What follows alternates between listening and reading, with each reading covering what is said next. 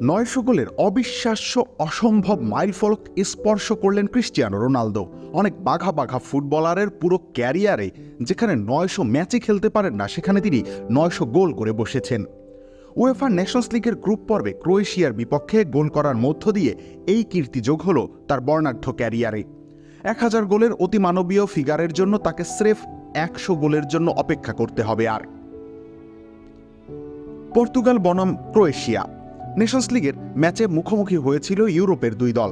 সবশেষ ইউরো ভালো কাটেনি দু দলের কারো জন্যই, তাই নতুন মিশন শুরু করেছিলেন নতুন শুরুর আশায়। চিরচেনা 4-3-3 ছকে একাদশ সাজিয়েছেন রবার্তো মার্টিনেজ। রোনালদোর দুই পাশে রাফায়েল লিও আর পেদ্রো নেতোকে খেলিয়ে গতিময় ফুটবল খেলার পরিকল্পনা করেছেন তিনি। অন্যদিকে ক্রোয়াটরা হেঁটেছে ভিন্ন পথে।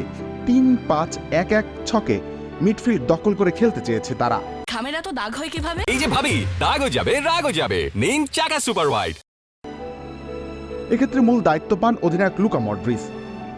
অবশ্য শুরুতেই এগিয়ে যায় পর্তুগাল। ব্রুনো ফার্নান্দেজের বুদ্ধিদীপ্ত একটি পাস ডি বক্সে খুঁজে নেয় দিয়েগো দালাতকে। গোলরক্ষককে নাটমেগের স্বাদ দিয়ে এরপর গোল করে বসেন তিনি। মিনিট 30 পরে আসে সেই মাহেন্দ্রক্ষণ। বাম দিক থেকে নুনো মেন্ডিসের ক্রস ভেসে আসে গোলপোস্টের সামনে, আর সেই ক্রসে পা ছুঁয়ে বল জালে জড়ান ক্রিস্টিয়ানো। এরপরই আবেগে ভাসেন তিনি। 2 গোলে পিছিয়ে আক্রমণের ধার আরো বাড়িয়ে তোলে মডরিচের দল। উইং থেকে একের পর এক থ্রু বল পাঠান রিয়াল মাদ্রিদ তারকা। টানা আক্রমণের ফসল হিসেবেই 41 মিনিটের মাথায় আত্মঘাতী গোল করে বসেন দালাত। যদিও এরপর ম্যাচে নেমে আসে বিরক্তিকর নিস্তব্ধতা। রোমাঞ্চে ভাটা পড়ে। ক্রোয়েশিয়ার একাধিক চেষ্টা করেও পারেনি পর্তুগালের রক্ষণে ফাটল ধরাতে। অন্যদিকে রোনালদো বাহিনীও ব্যর্থ হয়েছে গোলের সহজ কোনো সুযোগ তৈরিতে।